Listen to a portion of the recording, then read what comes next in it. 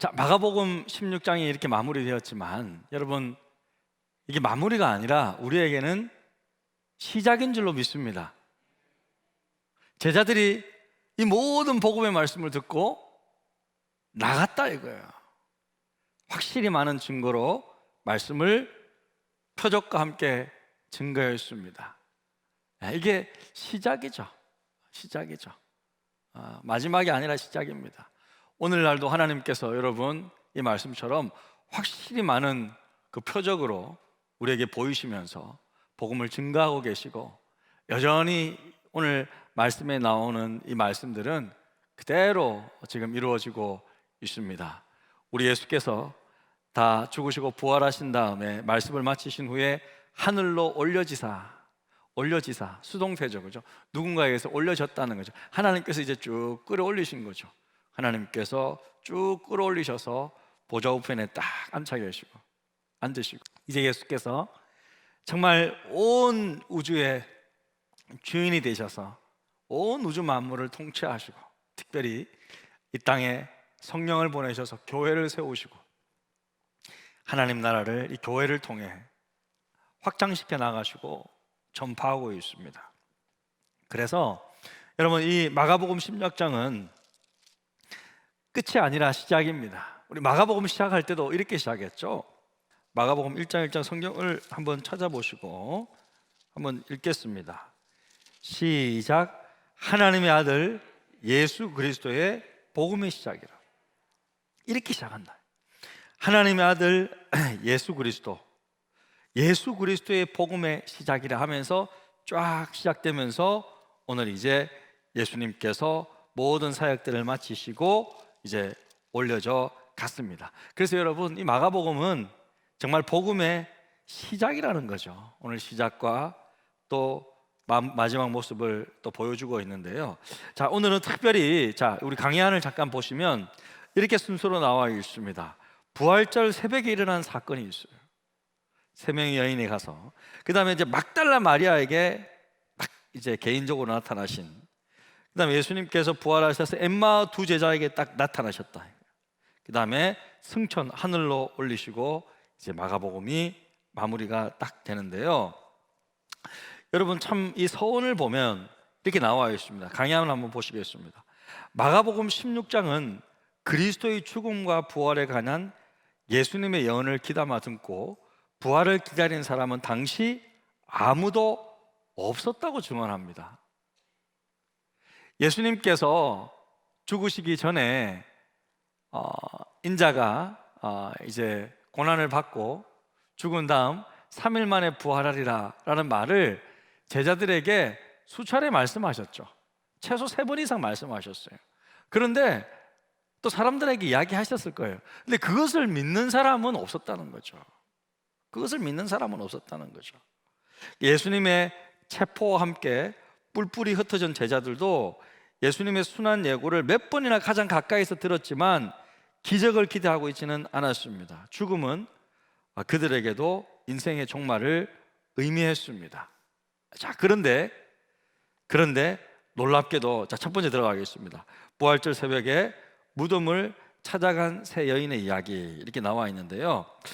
자, 여러분 한번 생각해 봅시다. 자, 예수님 몇 시에 십자가에 지셨어요? 금요일 오전 9시에 십자가에 달리셨죠. 그 다음에 이제 정오 12시가 되자, 갑자기 12시면 날이 밝아야 되는데 12시에 어떻게 됐습니다? 하늘이 깜깜해졌죠. 그리고 오후 3시까지 깜깜해졌습니다. 그리고 몇 시에 돌아가셨어요? 오후 3시에 돌아가셨단 말이에요. 자, 그날이 언제예요? 금요일이에요, 금요일. 자, 여러분, 유대인들에게 제일 중요한 날이 어떤 날이죠? 안식일이에요, 안식일. 자, 안식일이 언제 시작합니까? 안식일이 언제 시작하냐면요, 금요일 날 해가 지면 안식일이 시작하는 거예요. 그러니까 금요일 해가 지면서부터 아무것도 못해요. 언제까지? 그 다음날 토요일 저녁 해가 질 때까지가 안식일이에요. 금요일 날 해가 지고 그 다음날 토요일 날 해가 질 때까지는 이제 완전히 안식일 날인데 안식일 날은 아무것도 못하죠. 그러니까 여러분, 자, 딱 생각해 봅시다. 자, 예수님께서 십자가에 못 박혀 이제 숨지셨단 말이야, 오후 3시에. 그러면 어떻게 해야 돼요? 해가 지기 전에 안식일 하게 되면 이제 아무것도 못하니까, 예? 안식일 되기 전에 곧바로 시신을 처리해야 되는 거예요. 그러니까 빨리 아리마대 사람 요셉이 가가지고 시신 달라, 장례 빨리 치러야 되는 거야. 그래서 이제 새 무덤에 안치했다면, 그러니까 여인들이 그 쫓아가지고 따라가지고 봤지만, 당시에 여인들이 이거 급하게 장례를 치러야 되니까 3시간 만에 그냥 3-4시간 만에 그냥 장례를 치러야 되니까 시신에 향품을 바르거나 부패를 방지하기 위한 그런 향품을 바를 여유가 없었다라는 거죠. 예, 여러분 상식적으로 맞잖아요, 그죠? 자, 그 다음에 안식일 날은 움직일 수 없으니까, 자, 안식일 끝나고 자, 그렇게 돌아가셨어요. 자, 안치됐죠. 그 다음에 금요일 밤부터 안식일이 시작합니다. 토요일 날 못 움직이잖아요. 안식일 날에는 쭉 다 보내고, 토요일 밤이 지났어요. 해가 딱 떨어지자 미리 사두었던 향품을 딱 꺼내서 준비하기 시작하는 거예요. 그리고 그 다음 날 주일날 새벽 이른 아침에 바로 출발한 거예요. 자, 이제 여러분 이해가 되시잖아요. 왜냐하면요, 생각해 보세요. 옛날에는 밤에 뭐 전기불이 있습니까? 밤에는요 못 움직이는 거예요. 뭐 후라시 라이트가 있습니까? 못 움직이는 거죠. 뭐 호롱불 같은 거 들면서 이렇게 가는 건데, 다니는 건데, 뭐 여자들이 그냥 밤에 갈 수는 없고, 새벽에 그냥 동 트자마자 그들은 이제 간 거죠. 그래서 이제 안식 후 첫날에, 이제 오늘 마가복음의 16장 1절에도 안식일이 지남에 딱 이제 딱 나와 있습니다. 안식일이 지남에 막달라 마리아와 야고보의 어머니 마리아와 또 살로메가 가서 예수께 바르기 위하여 향품을 사다 두었다가, 자, 안식 후 첫날 매우 일찍이, 이제 주일이죠, 해 돋는 때 그 무덤으로 가면서 이렇게 시작이 된 거죠. 그래서 여러분, 자, 이 안식일이 원래는 유대인들에게는 안식일이었지만 우리는 언제 모여요? 주일날 모이잖아요.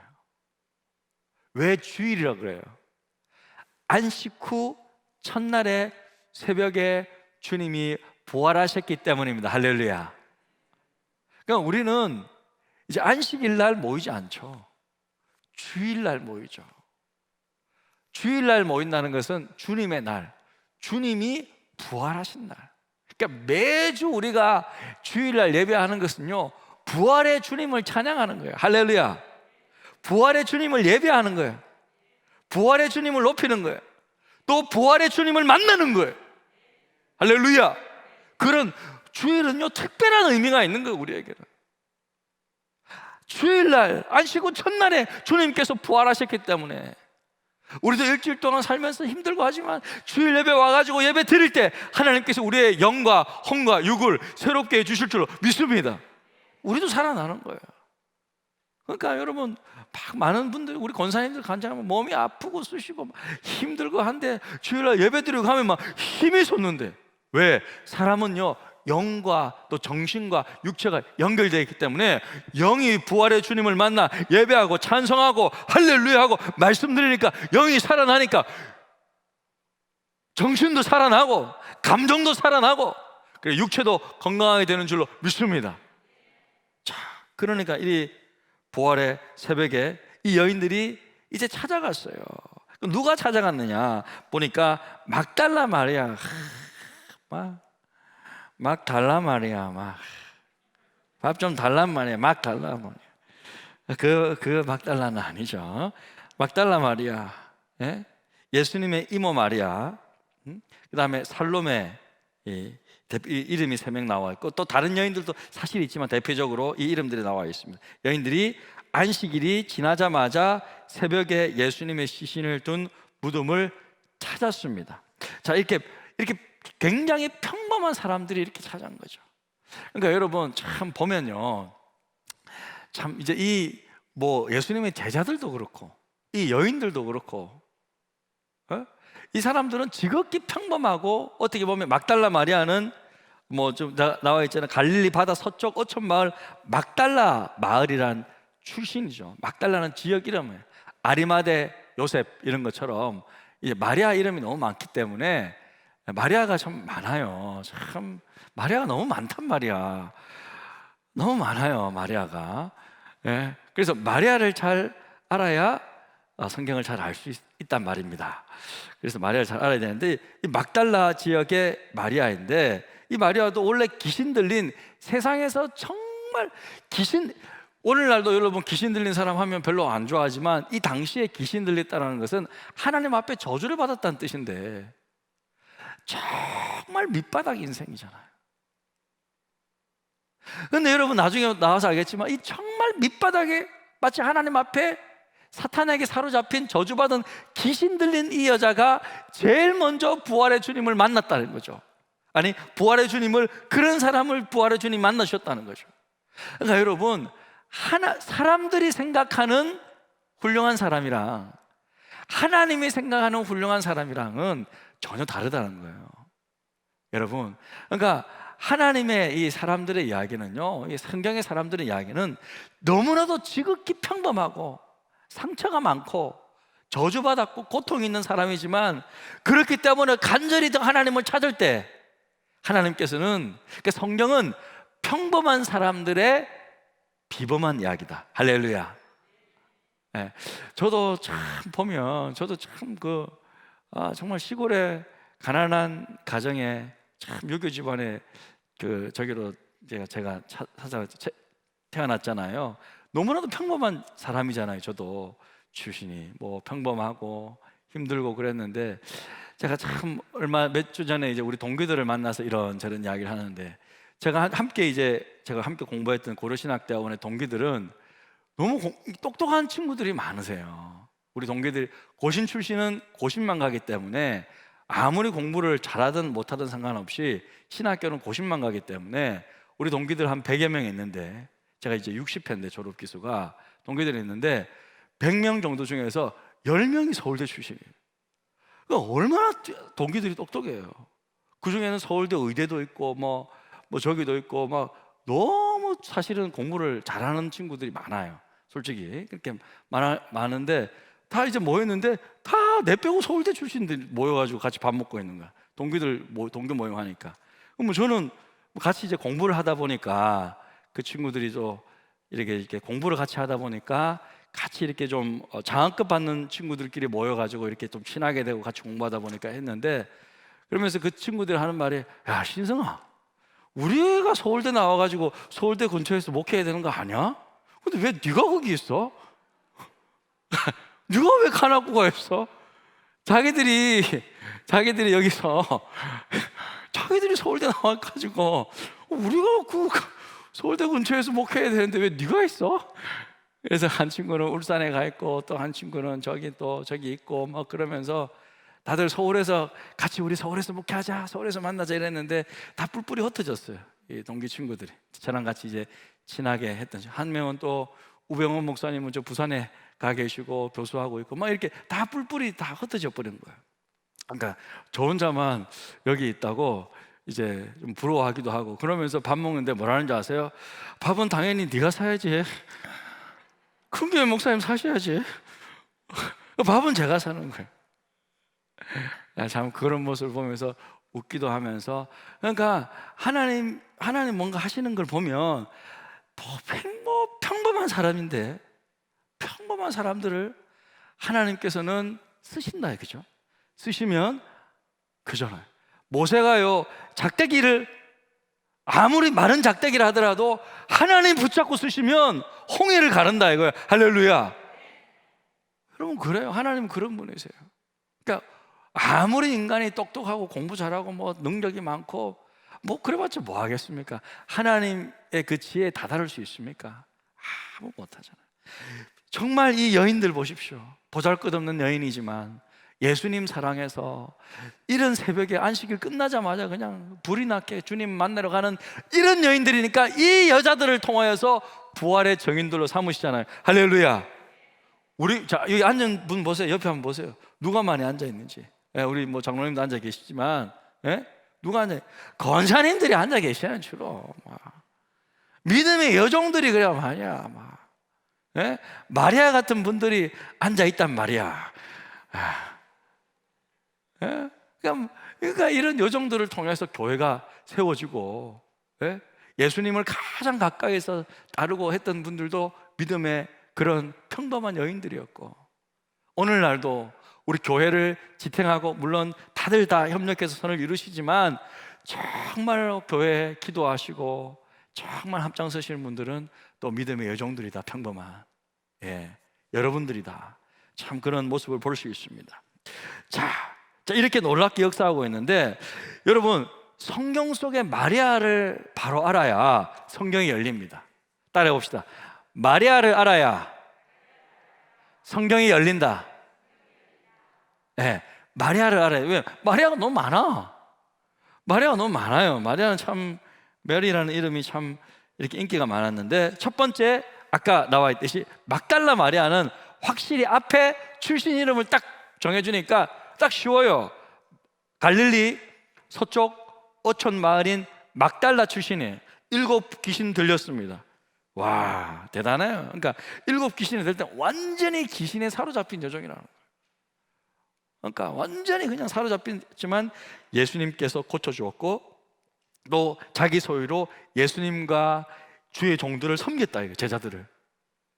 그러니까 예수님께서도 기억하시는 거죠. 제일 먼저 만져주는 거죠. 예? 자기뿐만 아니라 자기의 제자들을 함께 섬겨주니까 예수님께서 마리아를 기억했습니다.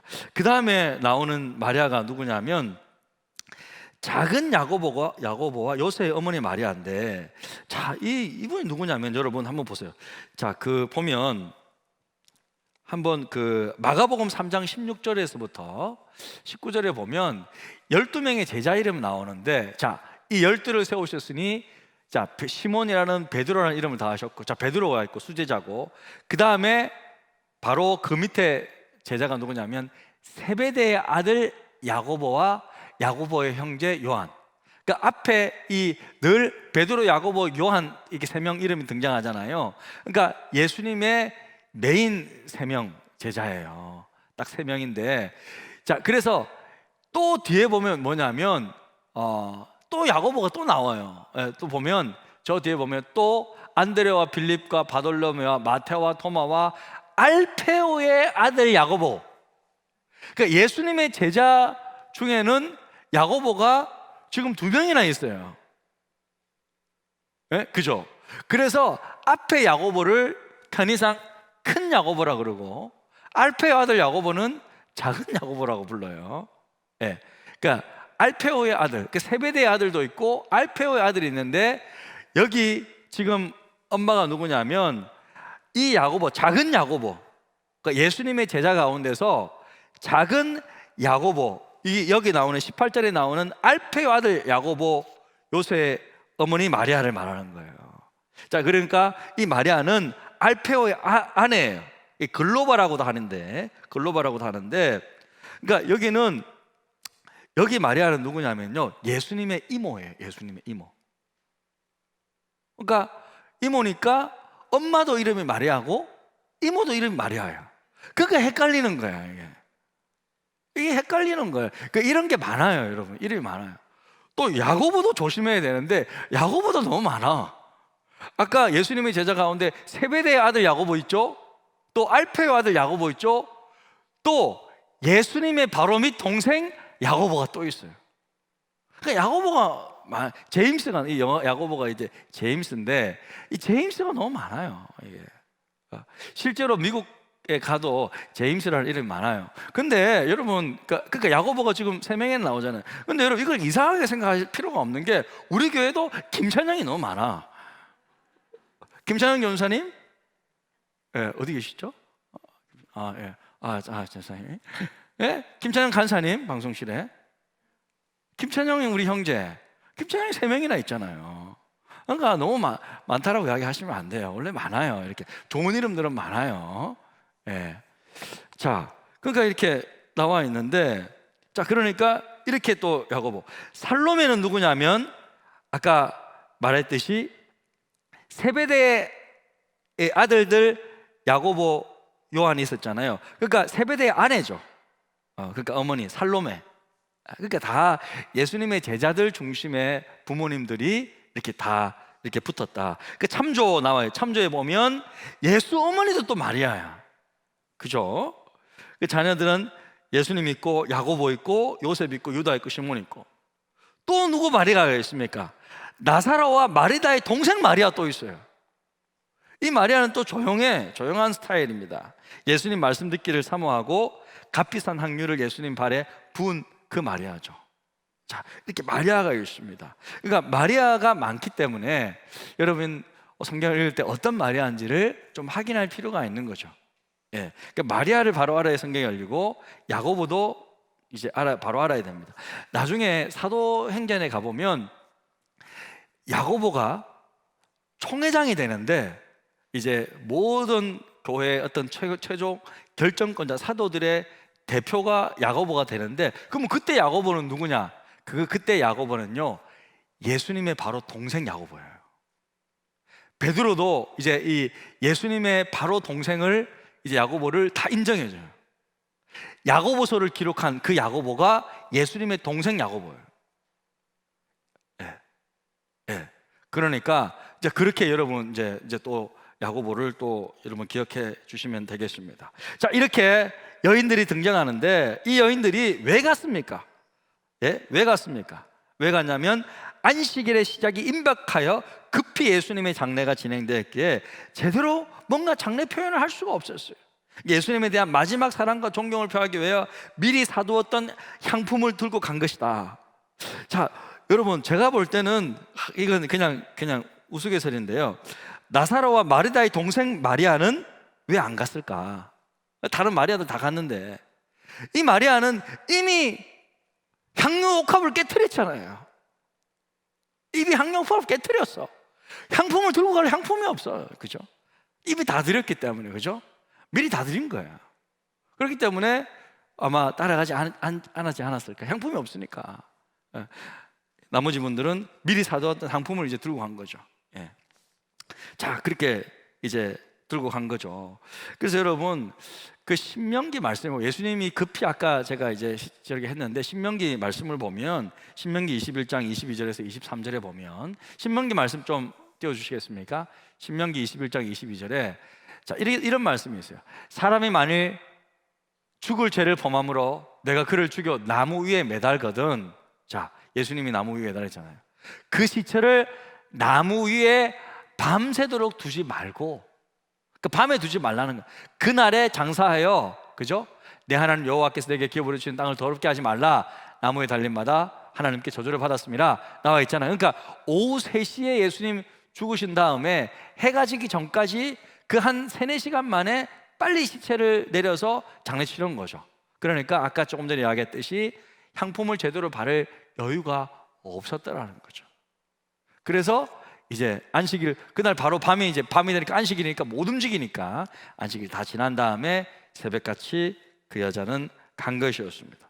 자, 그런데 이 여자들이 어떻게 가냐면 돌이 큰 돌이 있으니까 돌 누가 굴려주지 막 걱정하면서 정말 누가 굴려주지, 큰일 났다, 우리들 여자인데 힘이 없는데 어떡하나 했는데 도착하니까 어떻게 됐어요? 돌이 굴려져 있었던 거죠.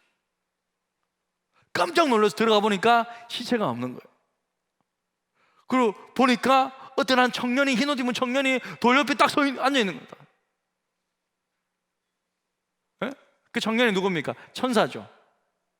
네?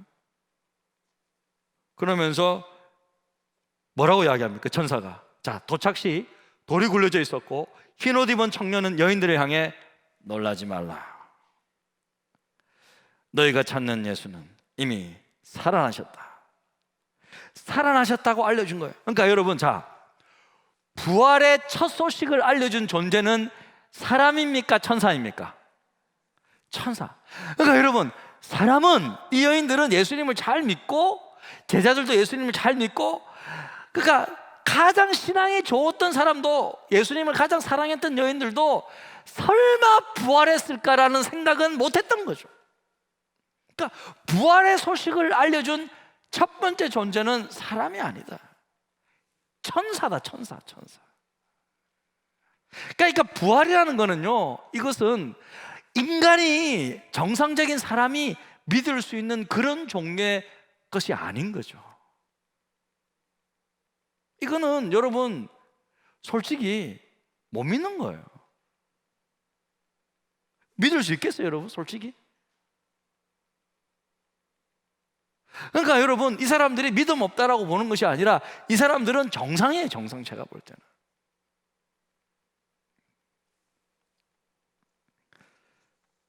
천사가 이렇게 말합니다. 청년이 이르되 6절, 16장 6절, 청년이 이르되 놀라지 말라. 너희가 십자가에 못 박힌 나사렛 예수를 찾는구나. 그가 살아나셨고, 사실 원어로 보면요, 이게 수동태로 되어 있어요. 수동태라는 것은 다른 사람에 의해서 살려짐을 받았다라는 뜻이에요. 하나님께서 살려주셨다라는 거죠. 네, 살려주셨다, 일으키심을 받았다, 누가 손잡고 일어나게 해줬다, 땡겨줬다라는 거죠. 살아나셨고 여기 계시지 아니하니라. 보라, 그를 두었던 곳이니라. 시체가 없는 거예요. 그 여자들이 이제 놀랐습니다. 놀랐는데 그러면서 막 무서워서 막 다 도망가고 뭐 흩어져 있는데, 그때 자 9절입니다. 자 9절 같이 읽겠습니다. 시작.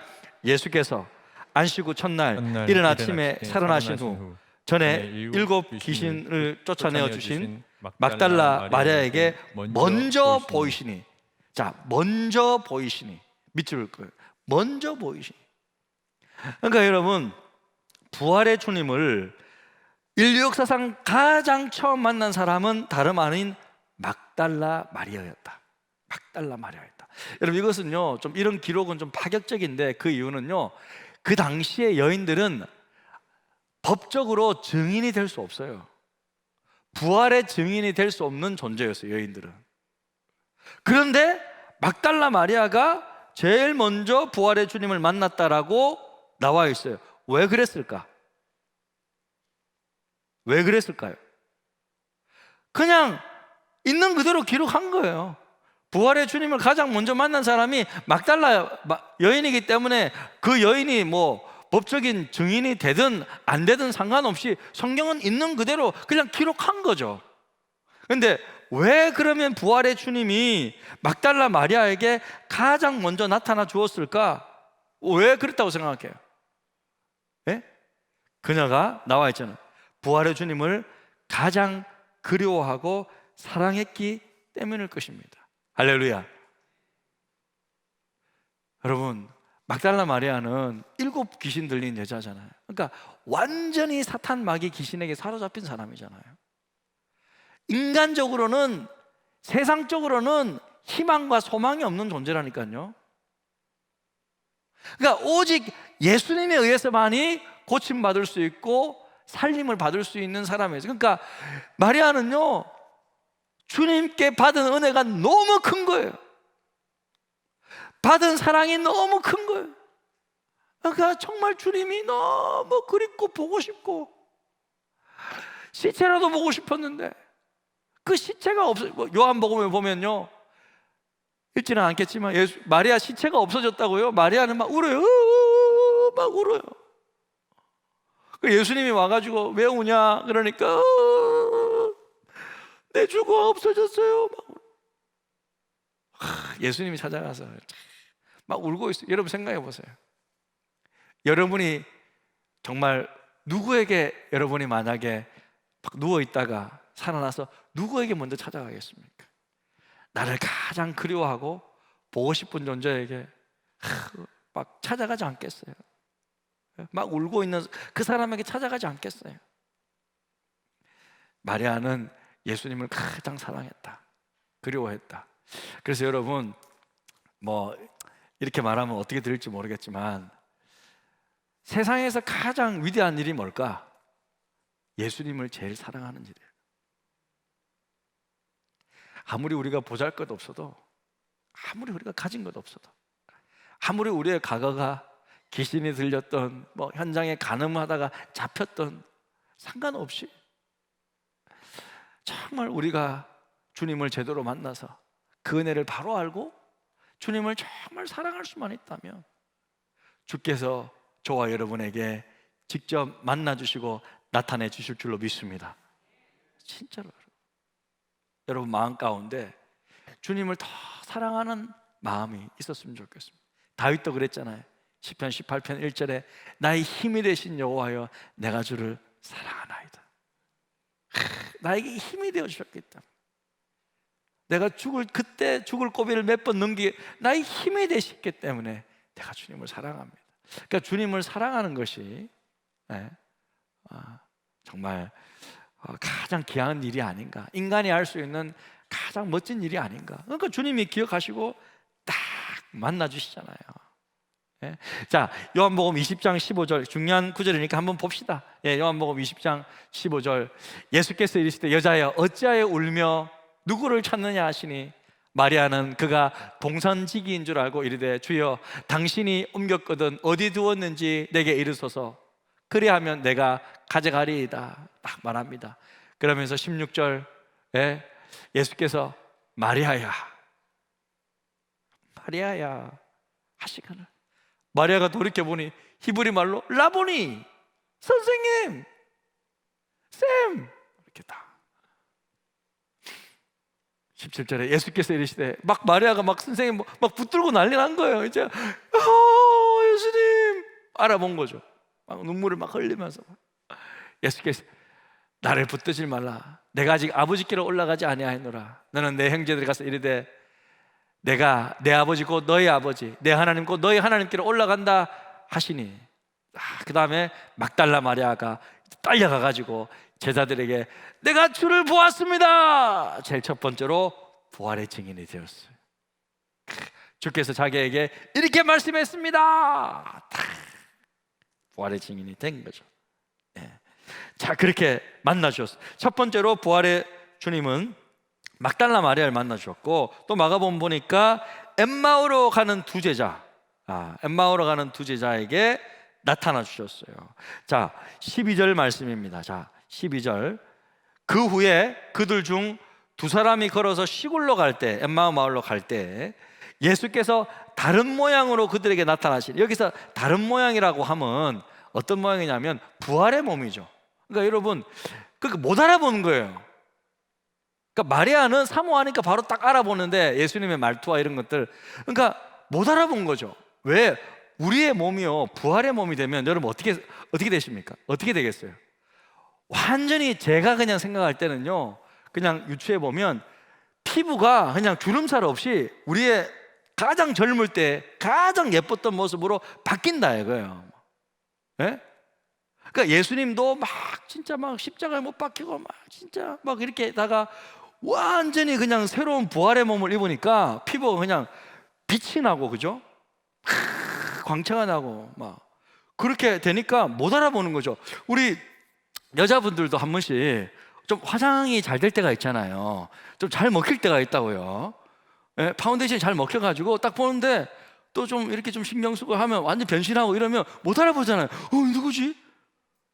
화장만 이렇게 해도 못 알아보는데 와 우리가 부활의 몸을 입으면 우리가 가장 예뻤을 때 우리 권사님들 중에 젊었을 때 안 예뻤을 때가 어디 있어요? 다 예뻤지. 그렇지 않습니까? 그렇지 않습니까? 그렇잖아요. 다 예뻤지. 한인물 하셨잖아요. 나도 예뻤지 하면서 저 보세요. 고기 끄덕이는 거 보세요. 막. 다 그때 정말 우리의 부활의 몸 가장 아름답고 잡티 하나 없고 그냥 화장 안 해도 그냥 막 뽀샤시한 얼굴로 빛난 얼굴로 다 나타나면요 못 알아보는 거예요. 예수님 부활의 몸 그러니까 못 알아보는 거예요. 다른 모습으로 나타났으니까. 근데 예수님은 예수님이야. 그래서 한참 이야기하다 보니까 이제 알게 되어서 이 엠마오 가는 이 두 제자도 가서 내가 부활의 주님 만났다 딱 이야기해 준데도 믿지 않는 거예요. 믿지 않는 거예요. 안 믿는 거예요. 그래서 그때 이제 자 읽어보겠습니다. 자 3번 자 두 번째 페이지 3 엠마오로 가는 두 제자와 11제자에게 보이심. 같은 날 오후 이름이 기록되지 않는 두 제자가 걸어서 예루살렘으로부터 엠마오로 갈 때 예수님이 다른 모습으로 나타나셨다. 부활의 모습이죠. 예수님을 직접 만난 사람이 막달라 마리아 또 두 제자 그리고 베드로로 늘어났지만 이것이 다 알렸어요. 우리가 주님을 만났다. 근데 제자들에게 말해주니까 제자들 전체에 공통된 믿음을 낳지는 못했다. 대다수가 여전히 믿지 않고 있었다. 그때 예수님께서 11 제자에게 짜잔 나타나셨습니다. 왜 믿지 않느냐? 불신을 꾸짖었죠. 근데 그들에게는 시간이 필요했어요. 그러니까 상식과 통념이 통하지 않는, 어떻게 이럴 수가 있느냐 이거예요. 그래서 여러분, 자, 부활에 대한 결론적 해설 보시겠습니다. 빨간색으로 된 거. 부활에 대한 결론적 해설. 자, 솔직히 죽음을 초월한 믿음을 가진 사람은 그 당시에 아무도 없었다 이거예요. 아무도 없었다. 그것은 사람이 믿을 수 있는 그런 종류가 아니었다. 그런 종류가 아니었다. 여인들과 제자들도 현대인들과 다름없이 보이는 것을 믿고 들리는 것을 인정하는 정상적인 사람이었다. 예? 그러니까 여러분, 성경은요, 그들이 부활의 주님을 만나서 부활의 주님을 믿었더라, 그들의 믿음이 생겼더라, 이렇게 기록하지 않고 그냥 솔직하게 뭐 사랑하고 좋아하지만 못 믿, 이런 솔직한 모습을 그대로 기록하고 있잖아요. 우리가 비슷한 사람이들이에요. 그러나 하나님은 여인들의 순수하고 아름다운 행동을 사용하셔서 예수 부활 사실을 목격하고 알릴 증인이 되게 하셨다. 하나님의 기적은 아무도 기대하지 않을 때 힘있게 나타났던 것이다. 믿음은 때때로 이처럼 불가능을 직면하게 된다. 야, 이번 주 지난주 설교였죠. 믿음이 불가능을 만날 때, 믿음이 불가능을 만났다. 이 부활, 죽은 자가 다시 살아났다, 이것을 마주할 때 여러분 어떻게 할 거냐고요. 근데 중요한 거는 실제로 살아나셔가지고 보여주셨으니까 그들이 믿게 되었던 거죠. 그리고 이제 이 부활의 소식이 얼마나 강력했으면 그때부터 2000년까지 놀랍게 복음 전해서 온 인류의 25%가 예수님을 믿고 부활의 주님을 믿고 있잖아요. 할렐루야. 여러분, 부활의 주님 믿으십니까? 그들은 보는 걸로 믿지만 예수님 뭐라 하냐? 보는 걸로 믿느냐? 보지 않고 믿는 사람은 복되도다 그랬어요. 할렐루야. 여러분은 복된 사람들이에요. 할렐루야. 저는 부활의 주님을 믿습니다. 저도 부활의 주님처럼 부활의 몸을 입고 영원한 하나님 나라에서 부활의 주님과 함께 영원토록 주와 함께 다스리게 될 줄로 믿습니다. 여러분, 그 믿음이 진짜 믿음이죠. 예? 이 믿음이 없으면 이 불가능할, 이 세상에 있는 것만 믿는다면 그 믿음 아니에요. 그 상식적인 사람이지. 예? 이 세상에 존재하는 것만 믿으면 왜 믿음 생활해요? 예? 그냥 과학대로 살면 되는 거죠. 예? 그러니까 여러분, 이런 믿음이 정말 있었으면 좋겠습니다. 부활의 주님을 온전히 만났으면 좋겠습니다. 저는요, 성경에 있는 부활의 주님을 정말 말씀으로도 믿지만 지금은 솔직히 그렇게 믿지 않아요. 저는 부활의 주님을 매일같이 만납니다. 할렐루야. 부활의 주님은요, 지금도 부활하셔서 살아 계시기 때문에 지금도 수많은 사람을 만나고 계세요. 예? 똑똑한 사람, 안 똑똑한 사람, 부활의 주님은 계속해서 우리를 찾아와서 만나주고 계세요. 지금 여러분이 증인 아니에요? 저는 다른 증인이 필요 없어요. 그냥 제가 증인이에요. 부활의 주님을 만나주셨기 때문에. 자, 그러면서 마지막으로 말합니다. 자, 15절, 우리 16절, 17절. 자, 중요한 구절. 예수님께서 명령하던 거 같이 읽겠습니다. 시작. 또 이르시되 너희는 온 천하에 다니며 만민에게 복음을 전파하라. 믿고 세례를 받는 사람은 구원을 얻을 것이요 믿지 않는 사람은 정죄를 받으리라. 자, 그랬어요. 자, 보세요. 온 천하에 복음 전파하라. 할렐루야. 자, 우리가 온 천하에 복음을 전하라고 말씀하셨기 때문에 우리가 온 천하에 다니며 복음을 우리가 직접 전하든지 아니면 온 천하에 복음 전하는 선교사님을 파송하든지 내가 가든지 보내든지 둘 중에 하나는 해야 된다 이거예요. 할렐루야. 우리는 하는 거예요. 그래서 우리 선교사님들 계속 우리 선교비로 매달 수백만 원을 쓰고 있잖아요. 지금도 매달 쓰고 있어요. 또 우리 또 강경호 목사님 준비하고 계시잖아요. 본인 선교 나가시겠다고 하시니까. 그러니까 보내든지 내가 가든지 보내든지 둘 중에 하나 해야 된다 이거예요. 왜? 온 천하에 다니며 복음을 전가하라. 뭐 내보고 우리가 다 온 천하에 다닐 수는 없으니까 이 일을 해야 된다. 그리고 온 천하의 가장 중요한 곳은 어디냐면요, 우리 가정이고 또 우리 관악구예요. 할렐루야. 예수님께서 너희는 온 유대와, 일단 그 지역별로 사마리아, 온 유대와 사마리아 땅끝까지, 그죠? 이렇게 확장되는 거예요. 복음은 관악구도 우리가 중요하단 말이에요.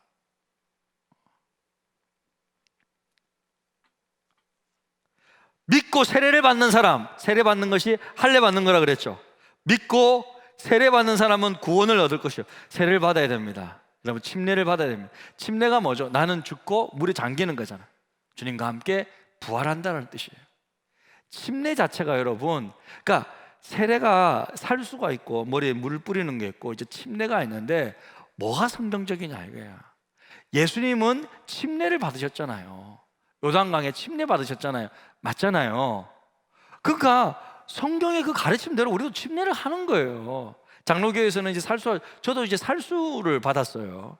이게 물을 뿌리는 거죠. 머리에 이제 물을 올리는 건데 그 상징적인 의미가 있다고, 꼭 물에 잠겨야 되냐 그렇게 말하고 있는데, 사실은 교회 역사를 보면요, 왜 살수로 물을 뿌리냐면 사막 같은 데는 물이 없잖아요. 그럼 세례를 주긴 해야 되잖아. 그렇기 때문에 어쩔 수 없이 살수를 하게 된 거예요. 그런 어떤 역사적인 그런 게 있어요. 그런데 지금은 물이 없는 게 아니고 집에 가서 뭐 목욕탕에 물 받아서 뭐 잠길 수도 있고, 얼마든지 대하에 물 받아가지고 빠뜨릴 수도 있고 다 할 수 있는데 왜 안 해요? 의미 있는 거 하면 되지. 예? 바닷가에 가서 해도 되고 하면 되잖아요, 여러분. 예? 저는요, 그 미국에 있었을 때 청년들하고 수영장 전체를 다 빌려버렸어요. 수영장 전체 빌려가지고 애들이, 그러니까 제가 특별히, 제가 제일 마지막에 제자 훈련한 친구들은 제가 이제 한국 오기로 됐잖아요. 목사님, 제가 이제 침례식이 없었었거든요. 자기들이 3명이 와서 목사님 침례해달라고. 그래서 수영장 자기들이 다 준비해가지고요, 가운 자기들이 다 준비해가지고 목사님 해달라고 해가지고 침례식 하고 올라오는데요, 얼마나 막 우는지, 목사님한테 꼭 침례 받고 싶다고. 그래서 마지막 3명까지 해주고 왔는데 침례를 해야 돼요. 이것이 뭐예요? 물에 잠기잖아요. 물에 잠기면 어떻게 해? 숨도 못 쉬고 아무것도 못 쉰단 말이에요. 그러니까 내가 죽었다는 뜻이죠. 나는 예수와 함께 죽었다. 예수님께서 나의 십자가 못 박혀 죽을 때 나도 죽었다. 그리고 딱 이게 나오잖아요. 예수와 함께 부활했다. 예수와 함께 죽고 예수와 함께 부활하고. 이게 침례의 의미란 말이에요. 그러니까 이것을 해야 된다. 왜? 침례를 받는 것은 나는 죄에 대해서 죽고 주님과 함께 살겠습니다 라고 내가 의지적으로 내가 표현하는 거니까 침례를 받으라. 침례 안 받는다 그러면 이게 잘못된 거죠. 예? 믿지 않는 사람, 침례 안 받는 사람은 정죄를 받는다 이거예요. 예? 구원을 받는 것이 아니라 정죄, 너 죄인이다 라고 정죄를 받는다. 예수 안 믿으면 정죄 받으니까 지옥 가는 거죠. 심판받고. 그러면서 마지막 17절 같이 읽겠습니다. 시작. 믿는 자에게는 이런 표적이 따르니 곧 그들이 내 이름으로 귀신을 쫓아내며 새 방언을 말하며 뱀을 집어올리며 무슨 독을 마실지라도 해를 받지 아니하며 병든 사람에게 손을 얹는 즉 나으리라. 자, 믿는 사람에게는 이런 표적이 있다. 너희들 정말 복음을 전해라. 왜냐하면 내가 이런 능력을 줄게. 반드시 이런 표적이 있을 건데, 첫 번째가 뭐냐면 귀신을 쫓아낸다. 귀신을 쫓아낸다는 것은, 여러분, 귀신이 함부로 나갑니까? 예? 현대 과학이 귀신을 쫓아내요? 오늘날도 귀신은요, 예수님의 이름 외에서는 귀신은 안 나가요. 구판을 벌려가지고 귀신의 이름으로 귀신을 달래서 잠잠하게 할 수는 있어요. 무당이 굿을 해서. 나는 그거 가능하다고 생각해요. 왜? 자기들끼리 귀신을 불러내가지고 큰 귀신이 작은 귀신 달래가지고 이렇게 하는 거는 될 수 있어요. 예, 그게 안 되는 게 아니라 그게 가능해요. 그거는 쫓아낸 게 아니에요. 살짝 달랜 거죠. 근데 근본적으로 귀신을 쫓아내는 것은요, 나사렛 예수 그리스도 이름밖에 없습니다. 할렐루야. 여러분, 그래서 진짜 이거는 예수 안 믿으면 안 돼요. 그러니까 귀신 들리면 안 믿는 사람도 귀신 들리고 자기 자녀가 이상하고 딸이 이상하면 저한테 데리고 와요. 미국에서 많이 데리고 왔어요. 그래, 그제서야 믿는다 이거예요. 그제서야 교회 보내준단 말이에요. 그러니까 귀신이 예수님의 이름으로 쫓아낸다. 그 다음에 새 방언을 말한다. 새 방언, 그러니까 하늘의 언어, 그러니까 이게 성령을 받은 표시로서의 능력 방언을 말하는 새 방언을 말한다. 그 다음에 뱀을 집어올리고 무슨 독을 마실지라도 해를 받지 아니한다. 그러니까 하나님께서 지켜주신다. 지켜주신다 이거야. 복음 전하는 사람은 하나님께서 지켜주신다 이거야. 그냥 복음 전하다가 막 이렇게 방치해 두는 건 하나님께서 함께 하신다. 하나님께서 지켜주신다. 그 다음에 정말 병든 사람에게 손을 얹은 즉 나으리라. 할렐루야. 이거는 오늘날도 있잖아요. 뭐 지금도 제가 하는 거고 여러분이 하는 거잖아요. 병든 사람에게 손을 얹은 즉 나으리라. 이것이 표적이다. 이것이 예수 믿는 사람들의 능력이고 당연히 해야 되는 거다. 이것이 여러분 2000년이 지났다고 없어지는 겁니까? 아니에요 여러분. 이걸 그대로 믿는 거죠. 그대로 믿는 겁니다. 그대로 행하는 거고. 그렇게 여러분, 자, 이런 것들을 우리가 행하면서 복음 증거하는 거죠. 그리고 마지막으로 예수님 하늘로 올려주셔서 자, 승천하셨죠. 승기라는 것은 높아졌다는 거죠. 보좌 우편에 앉으셨다는 거죠. 온 세상을 통치하는 자가 되어 주셨습니다. 그리고 제자들이 이제 드디어 예수님의 복음을 성령 받고 증거할 때 놀라운 역사가 일어나는 거죠. 할렐루야. 자, 이렇게 복음서가 마무리 되었습니다. 자, 여러분 어떻게 이 마가복음을 끝까지 들었습니까? 큰 유익이 있었으면 좋겠습니다. 할렐루야. 야, 오늘 책거리 해야 되는데 한 권이 끝났어요. 마가복음 끝났어요. 여러분, 제가 볼 때는요, 마가복음은 구약 성경과 앞으로 서신서를 연결하는 이 복음서 중에서 중요한 책이에요.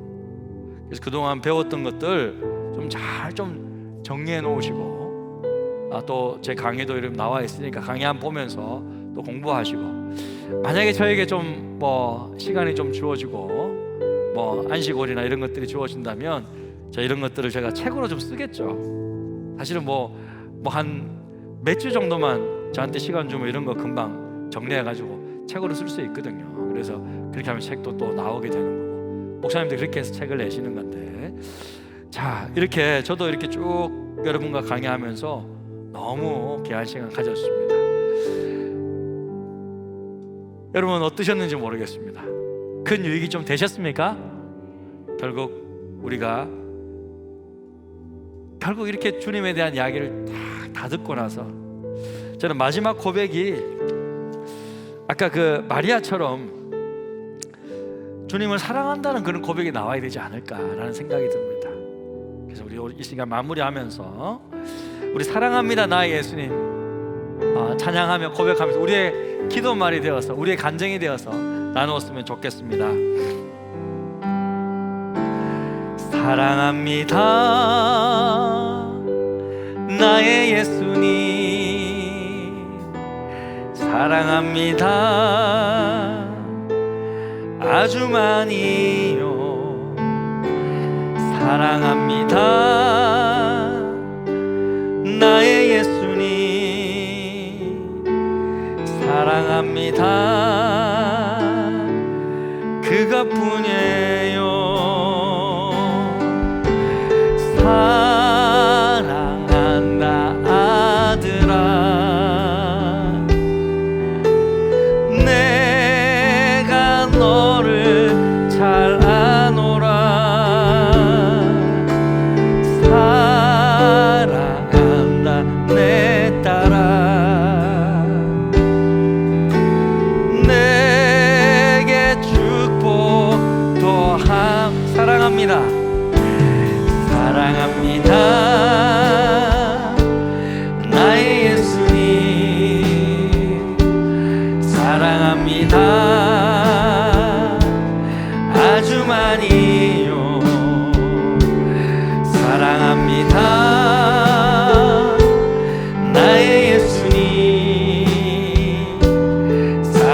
사랑합니다. 그가 뿐이에요. 사랑한다 하더라.